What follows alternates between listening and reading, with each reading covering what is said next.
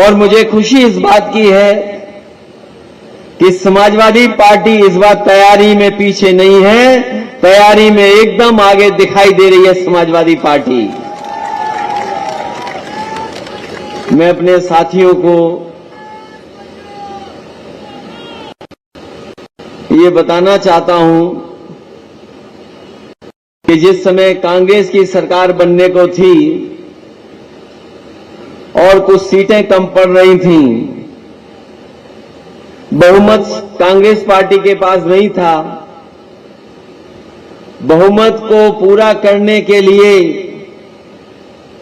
सबसे पहले कांग्रेस पार्टी ने अगर किसी का समर्थन मांगा था तो समाजवादी पार्टी का इकलौता विधायक, जिसके समर्थन के बाद और दलों का समर्थन आ गया था। ये क्षेत्र वो है, विंध्य का इलाका या मध्य प्रदेश का वो इलाका जो बहुत पिछड़ा है। यहां के लोग बहुत पीछे छूट गए हैं।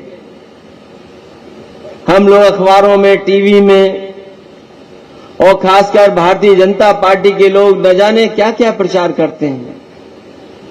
इधर जो लोग टीवी देखते होंगे वो देखते होंगे कि प्रचार बंद ही नहीं हो रहा टीवी पर। पता नहीं कहां से इतना धन दौलत आई है कि जैसे ही कुछ टीवी पे कुछ समय के लिए खाली होता है, केवल भारतीय जनता पार्टी का हमें प्रचार दिखाई देता है। अखबारों में बड़े बड़े विज्ञापन आ रहे हैं। मध्य प्रदेश में तो आ ही रहे होंगे विज्ञापन, लेकिन मैं देखता हूं उत्तर प्रदेश में भी बड़े बड़े अखबार जो हैं उसमें बहुत बड़े पैमाने पर विज्ञापन दिखाई दे रहा है। और जब मैंने जानकारी की और हासिल की जानकारी, तो वो पता लगता है कि वो केवल विज्ञापन है। अभी भी हमारे गरीबों का, किसानों का और खासकर आदिवासी भाई बहनों का कोई भाग्य नहीं बदला है। इसलिए जहां ये चुनाव होने जा रहा है, मैं अपने तमाम साथियों से कहना चाहता हूं, ये चुनाव केवल मध्य प्रदेश का चुनाव मत समझना, ये चुनाव देश का चुनाव भी समझना। आपका एक एक वोट आने वाले समय में जो चुनाव होने जा रहे हैं उसके लिए संदेश देगा। बीजेपी इस प्रयास में है। पहले तो बहुत मंथन हुआ उनके अंदर कि चुनाव कब हो मध्य प्रदेश का, दिल्ली का चुनाव पहले हो कि मध्य प्रदेश का चुनाव पहले हो। ये मंथन हो रहा था, लेकिन सुनने में आ रहा है कि अब तो मध्य प्रदेश का चुनाव पहले होगा, दिल्ली का चुनाव बाद में होगा। लेकिन दिल्ली का रास्ता अगर उत्तर प्रदेश से निकलता है तो मध्य प्रदेश में चुनाव होने जा रहा है, तो मध्य प्रदेश भी उसका संदेश देगा। अभी हमारे कई साथी कह रहे हैं प्रधानमंत्री बन जाओ, प्रधानमंत्री रेस में समाजवादी खड़े हो जाओ। हम तो इतना जानते हैं कि जिसको भी प्रधानमंत्री बनना है वो उत्तर प्रदेश में आ जाओ। और अगर गुजरात से ही कोई प्रधानमंत्री बनता होता तो फिर उत्तर प्रदेश में क्यों आए प्रधानमंत्री? क्योंकि वो जानते हैं कि उत्तर प्रदेश के बिना, उत्तर प्रदेश को जीते बिना दिल्ली की सरकार नहीं बनेगी। इसलिए मध्य प्रदेश के साथियों से मैं कहने आया हूं कि भारतीय जनता पार्टी के लोग बहुत बेईमान हैं, झूठे हैं। जो वादा करते हैं वो कभी पूरा नहीं करते। अपने हमारे किसान भाई, गरीब गांव के रहने वाले लोगों, याद कीजिए, भारतीय जनता पार्टी ने आश्वासन दिया था और ये भरोसा दिलाया था कि वो सत्ता में आ जाएंगे तो हमारे किसानों की आय दोगुनी हो जाएगी। यहां गरीब मजदूर किसान बैठे हैं, उन्हीं के परिवारों की माताएं बहनें बैठी हैं। बताइए, आपकी कोई फसल की कीमत अगर भारतीय जनता पार्टी ने दुगनी की हो तो बता दो हमें आप। आपका गेहूं तैयार हुआ होगा, गेहूं में क्या ये जो दोगुनी कीमत, आय दोगुनी की बात कही थी कि आपको गेहूं में आय दोगुनी हो गई?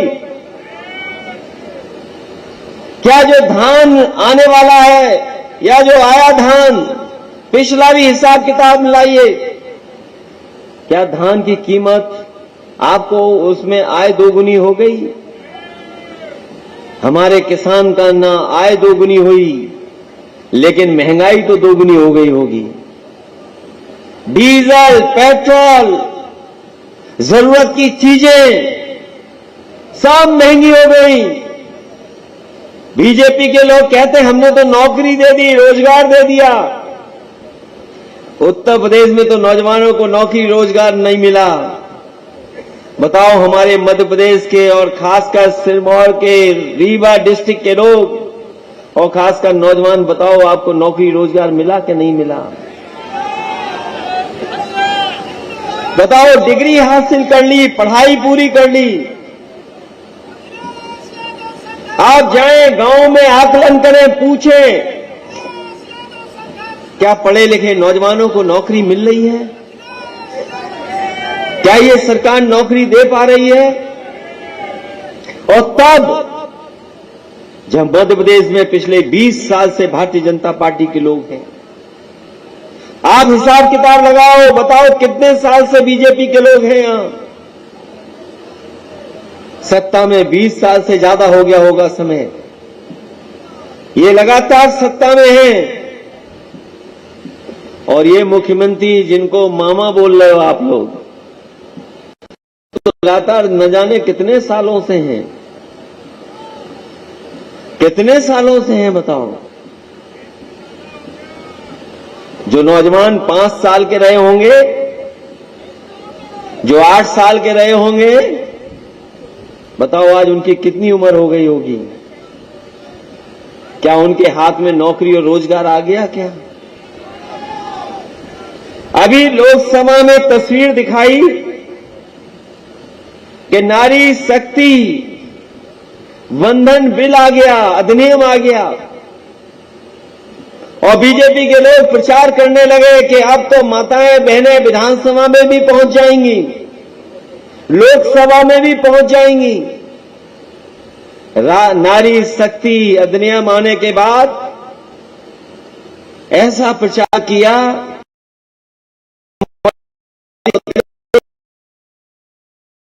जाएंगी। अभी बीजेपी ने सूची जारी की है, कई लोगों को चुनाव लड़ा रहे हैं, तो कहीं 33% अगर आ गई हो माताएं बहनें तो हमें बता दो। उसमें अभी जो सूची जारी हुई है भारतीय जनता पार्टी की, क्या उसमें दलित, आदिवासी या हमारी महिलाओं को मौका दिया है? अपनी माताओं बहनों को कहना चाहते हो, संगठन के लोगों को कहना चाहते हैं, अगर कोई हमारी मां, बेटी या बहन या कोई पदाधिकारी महिला है और अगर उसने क्षेत्र में काम किया होगा, बीजेपी के लोग 33% लड़ाएं न लड़ाएं, लेकिन समाजवादी पार्टी 20% महिलाओं को टिकट दे करके उनको मौका देने का काम करेगी। और हम भारतीय जनता पार्टी से कहना चाहते हैं, ये जो 33% का आरक्षण का जो सपना दिखाया है, वो तो न जाने कब पूरा होगा। कोई कह रहा 2 लोकसभा चुनाव हो जाएंगे तब भी लागू नहीं होगा। जब लागू हो तब लागू हो। कम से कम बीजेपी को मध्य प्रदेश में और आने वाले लोकसभा चुनाव में ईमानदारी से, अगर लोकसभा को उन्होंने मंदिर माना है और अगर इस बिल का नाम नारी शक्ति बंधन रखा है नाम, तो कम से कम लोकसभा विधानसभा में 33% माताएं बहनों को टिकट देकर के साबित करें कि इनकी नीयत साफ थी, इसीलिए इन्होंने 33% का बिल लाने का काम किया है।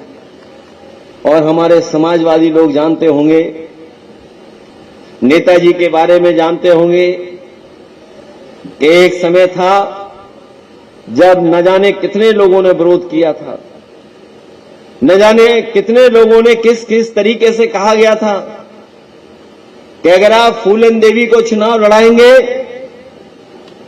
तो न जाने कितना विरोध हो जाएगा आपका। जो लोग पुराना समाजवादियों का इतिहास जानते होंगे वो जानते होंगे कि नेताजी ने किसी की परवाह नहीं की और वो फूल गरीब और खासकर जिनके साथ अन्याय हुआ उनकी आवाज बनकर के आगे आई थी, उसको भी लोकसभा में पहुंचाने का काम अगर किसी ने किया था तो समाजवादी लोग और नेताजी। हम लोग हमेशा, और खासकर समाजवादी लोग जो पिछड़े हैं, दलित हैं, आदिवासी, उनको हमेशा मौका देते रहे। मुझे खुशी है इस बात की कि यहां आकर के लग रहा है कि समाजवादियों के गढ़ में मैं आया हूं। मैं जब यहां के पूर्व विधायक लक्ष्मण तिवारी जी से मिला था मैं,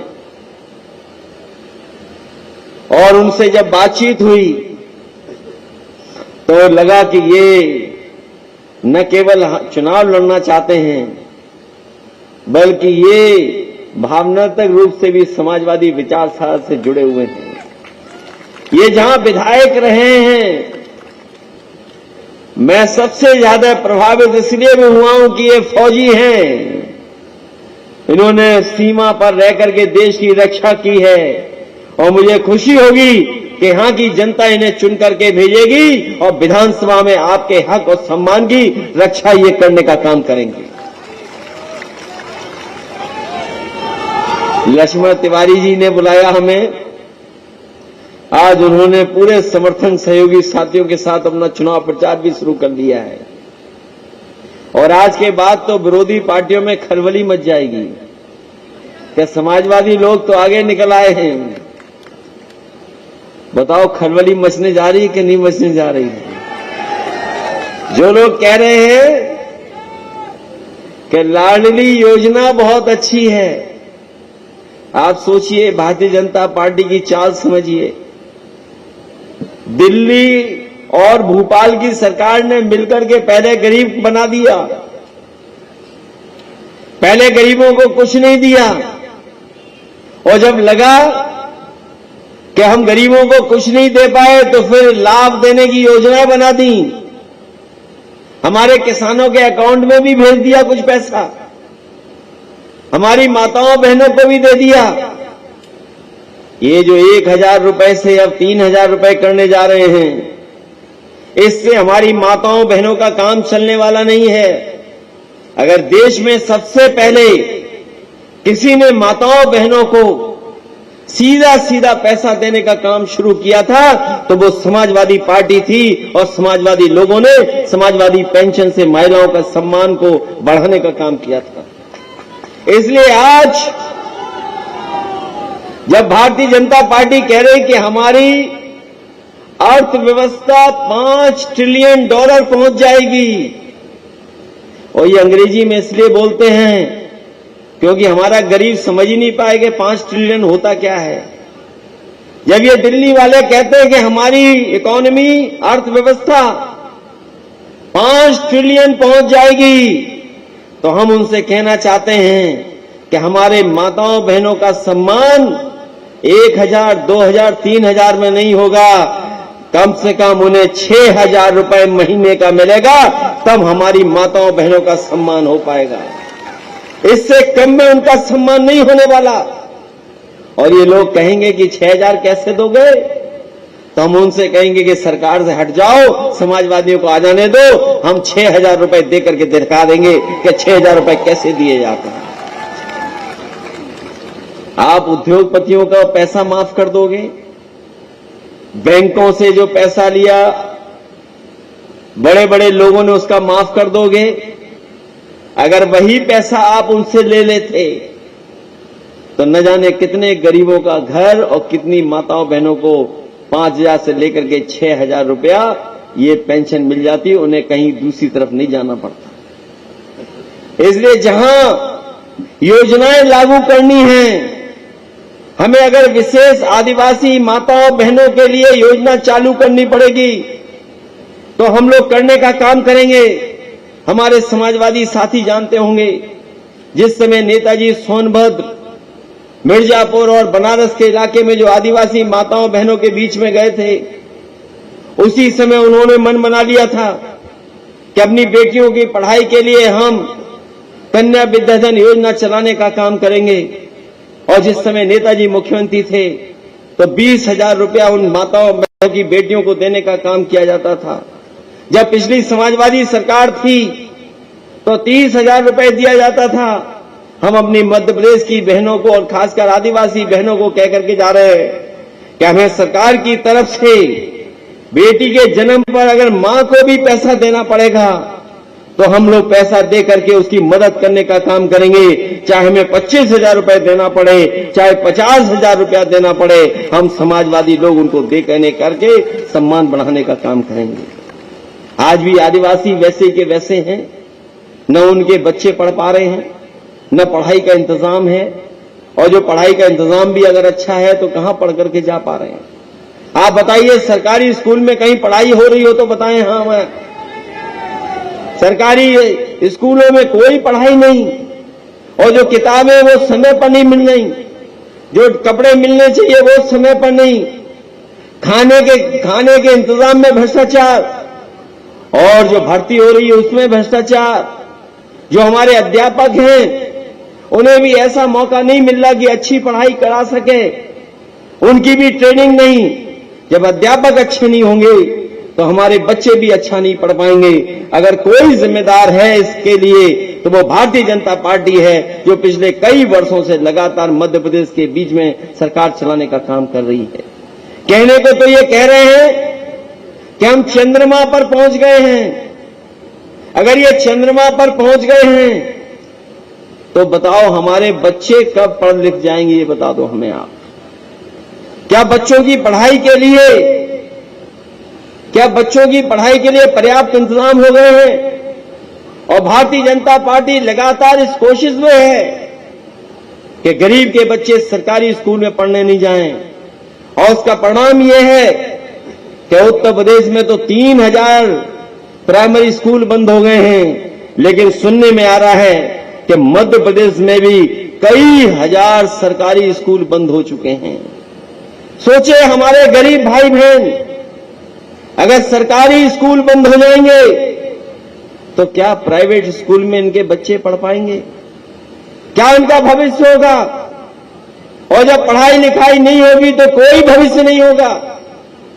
इसलिए अगर कम से कम अपने बच्चों के भविष्य को सोच करके ऐसी सरकार जिसने स्कूलों को बंद कर दिया हो, ऐसी सरकार को हटाने का काम करना। हमसे पत्रकार साथी पूछेंगे कि इंडिया गठबंधन है, तो हां, हम स्वीकार करते हैं कि इंडिया गठबंधन है, लेकिन इंडिया गठबंधन के अंदर समाजवादी पार्टी भी है। समाजवादी पार्टी की लड़ाई अपनी अलग रास्ते की लड़ाई भी है। इसलिए मध्य प्रदेश के साथियों, मुझे खुशी है कि संगठन बना है और लगातार समाजवादी पार्टी काम कर रही है। जो हमारा पुराना वोट पाने का सिलसिला रहा है, समाजवादी पार्टी लगातार वोट पाती रही और बढ़ती रही है।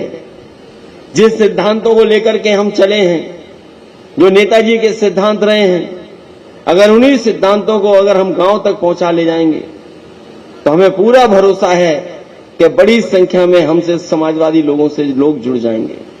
और आज जरूरत है ऐसी विचारधारा की, जो विचारधारा बाबा साहब भीमराव अम्बेडकर जी ने दी हो, जो विचारधारा डॉक्टर राम मनोहर लोहिया ने दी हो, जो विचारधारा नेताजी ने संघर्ष कर करके बनाई हो, उस विचारधारा की जरूरत है। बिना उस विचारधारा के हमारे गांव गरीब के लोग खुशहाली और तरक्की नहीं कर सकते हैं। ये अगर कोई खुशहाली का रास्ता है तो वो समाजवादी रास्ता है, कोई दूसरा रास्ता नहीं है। इसलिए साथियों, बीजेपी चुनाव से पहले न जाने क्या क्या कराएगी, न जाने कौन से मुद्दे लेकर के आएगी, लेकिन मुद्दे तो आपके सामने साफ हैं। जब आपको बिजली का बिल देना पड़ता होगा तो बताओ, आपको करंट लगता है कि नहीं लगता है? सुनने में आ रहा है बहुत बड़े पैमाने पे बिजली का बिल वसूला जाता है, और जो बिल नहीं दे पा रहे हैं उन्हें पुलिस भेज करके जेल भेजने का काम भी हो रहा है। अभी मैं विज्ञापन पढ़ रहा था भारतीय जनता पार्टी का कि देश का सबसे बड़ा सोलर प्लांट लगा है आपके आसपास इसी जिले में। सुना है कि देश का सबसे बड़ा सोलर प्लांट लगा है इसी जिले में, लेकिन जो बिजली बन रही है फ्री की, जो बिजली बन रही है वहां पर फ्री की, वो किसी भी हमारे गरीब को नहीं दी जा रही है। बताओ, किसी गरीब को दी जा रही हो तो बता दो हमें।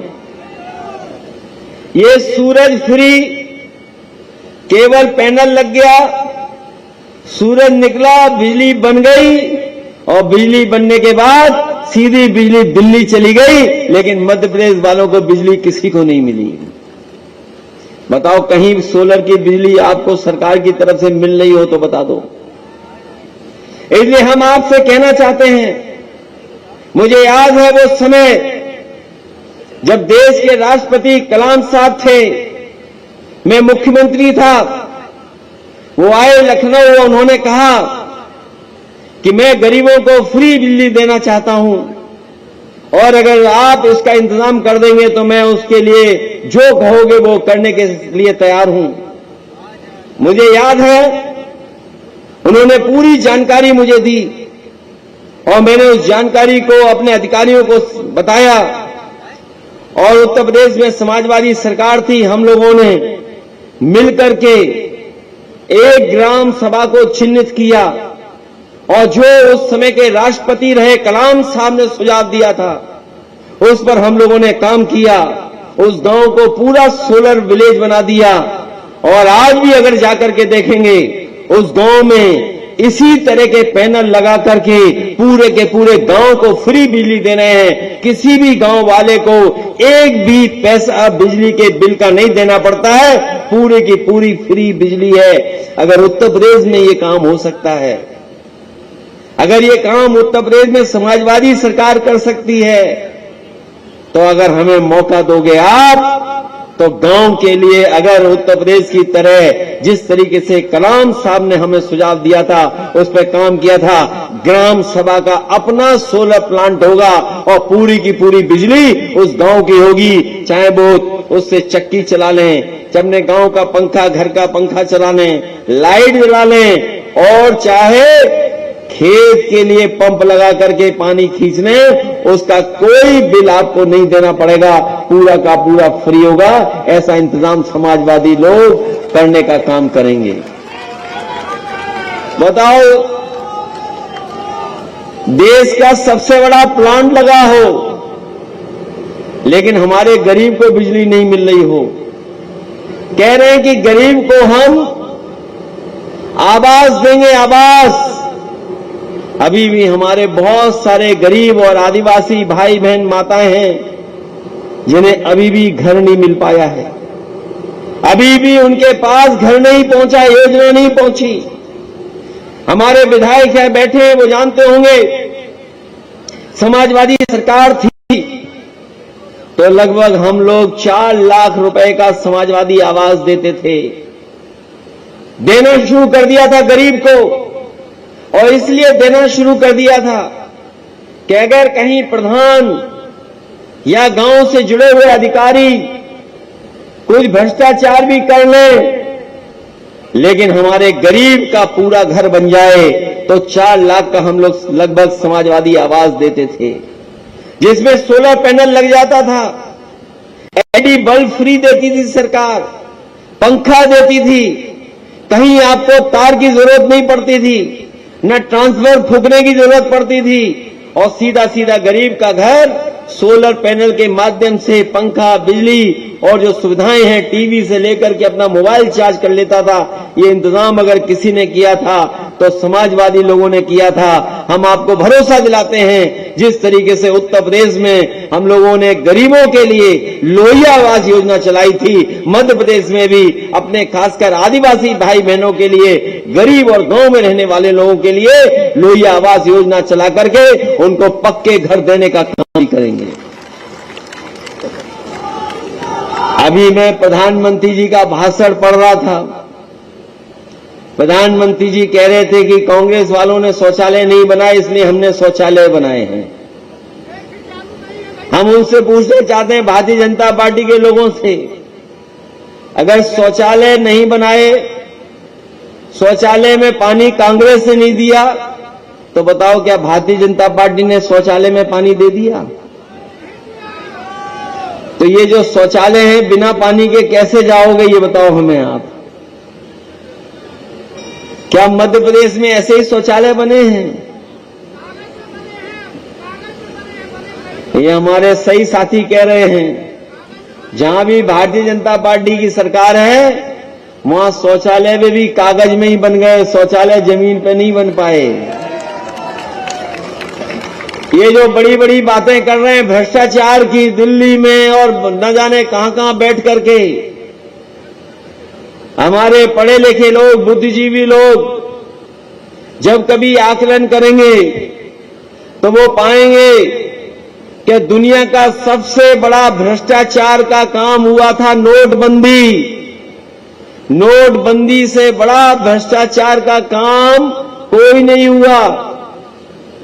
ऐसा फैसला लिया सरकार ने कि चाहे वो काला धन हो चाहे सफेद धन हो, पूरा का पूरा बैंकों में जमा करा लिया। बताओ वो जमा हो गया क्या नहीं हो गया? और जिस पैसे के लिए कहा इन्होंने कि ये 2000 रुपया जो नया बना है, इसके अंदर चिप है, अगर किसी के पास भी जाएगा तो बीजेपी को पता लग जाएगा। बताओ 2000 रुपया भी बंद हो गया कि नहीं बंद हो गया? हम जानते हैं कि कई आदिवासी भाई बहनों ने तो 2000 रुपए देख भी नहीं पाया होगा। कब छपा, कब आया और कब जमा हो गया, ये भी नहीं पता लगा। बताइए 2000 रुपया जमा हो गया कि नहीं हो गया? अब हो सकता है कुछ ने रखा हो यादगार के लिए अपने घर में बचा करके, यादगार के लिए तो रखा होगा, लेकिन वैसे सब रुपया जमा हो गया। हम जानना चाहते हैं, बताओ नोटबंदी के बाद ऐसी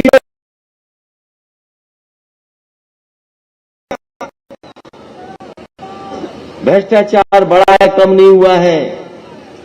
और मध्य प्रदेश में तो हर चीज में भ्रष्टाचार है।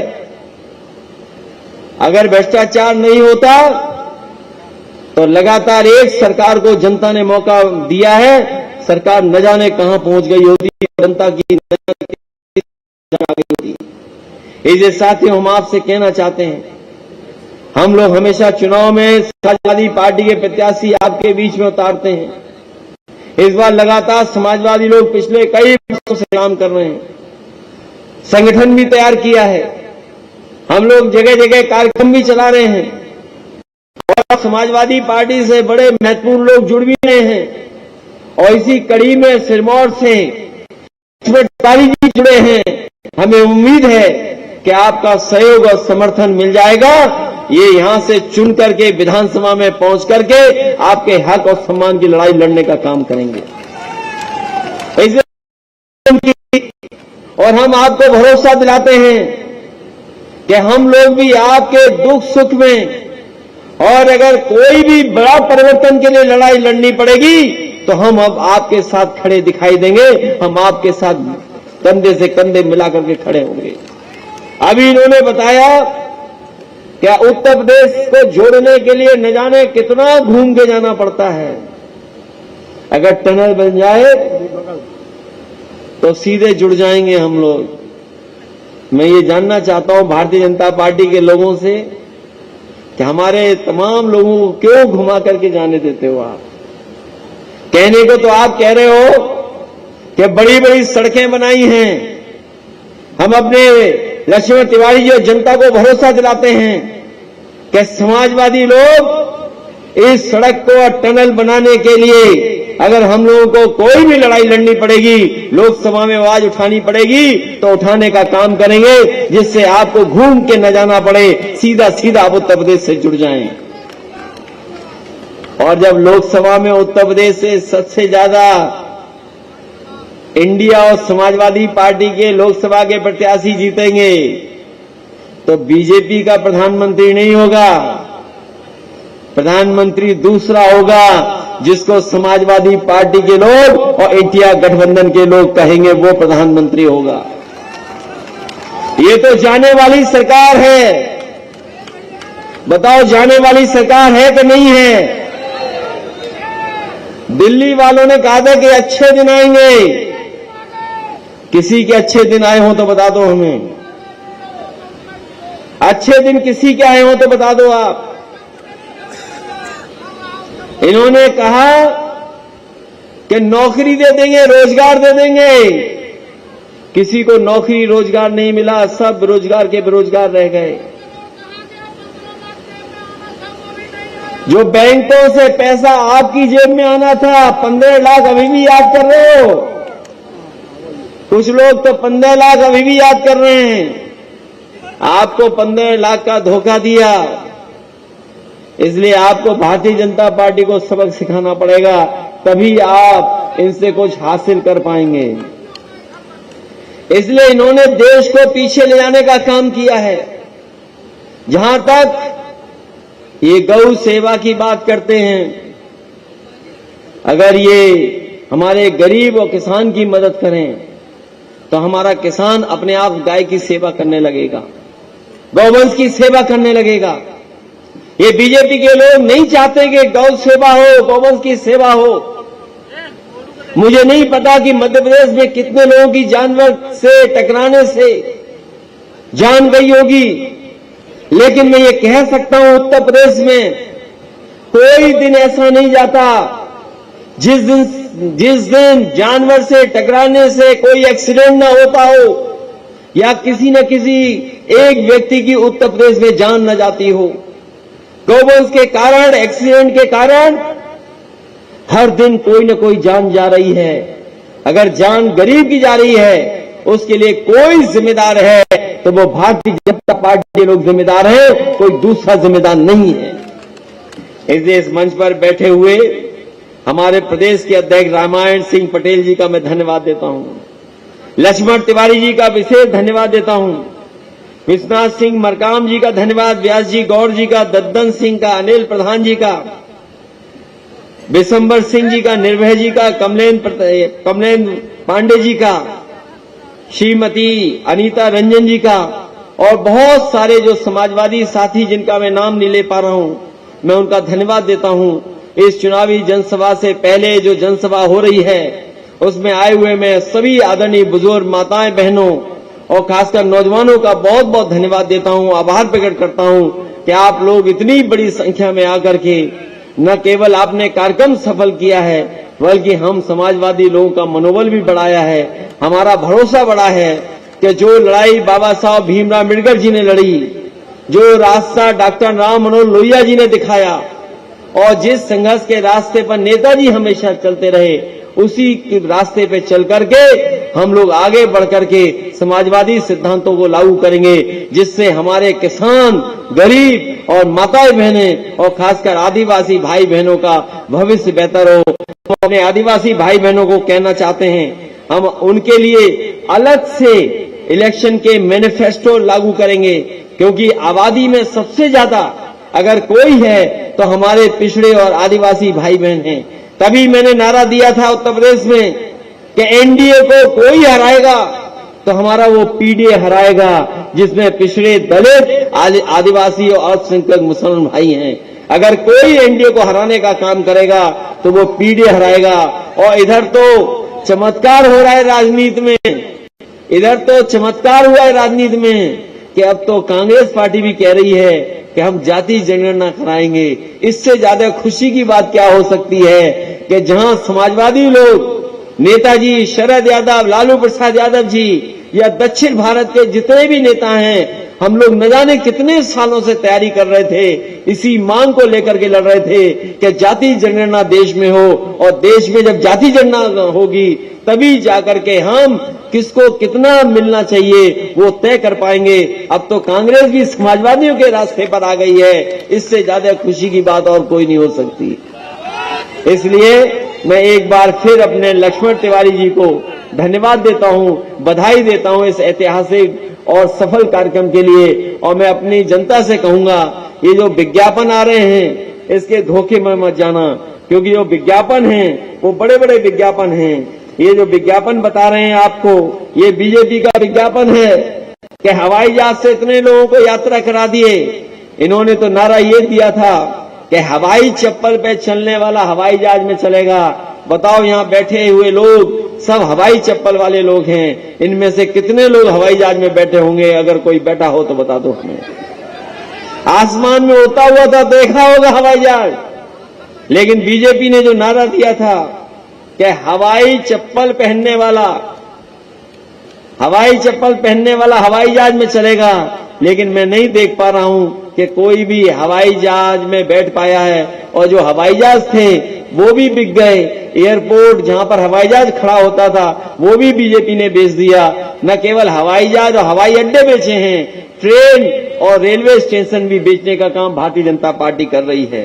ये भारतीय जनता पार्टी का विज्ञापन है कि बुंदेलखंड विकास पथ, नर्मदा प्रगति पथ, विंध्य प्रगति पथ, अगर हमारी ये टनल नहीं बनेगी तो ये कौन सा प्रगति का पथ है जिसमें हमें घूम के जाना पड़ रहा है। समाजवादी लोग इस बात को रखेंगे कि जब भी हमें मौका मिलेगा तो हम सीधा सीधा उत्तर प्रदेश से आपको जोड़ने का काम करेंगे।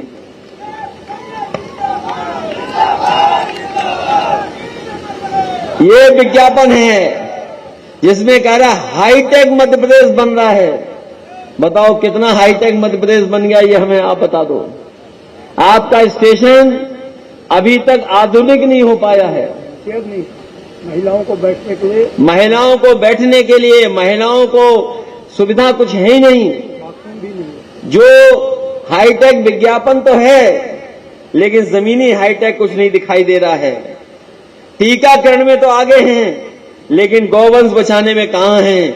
मैंने कहा था कि विज्ञापन में तो बड़े बड़े ऊर्जा वाले प्लांट दिखाई देंगे, लेकिन ये ऊर्जा के प्लांट जो विज्ञापन में लगे हैं, क्या इस विज्ञापन में ये भी बताया गया है कि गरीब को मिली है बिजली कि नहीं मिली है? अगर गरीब को बिजली मिली है तो उसे बिल भी न जाने कितना ज्यादा देना पड़ रहा है।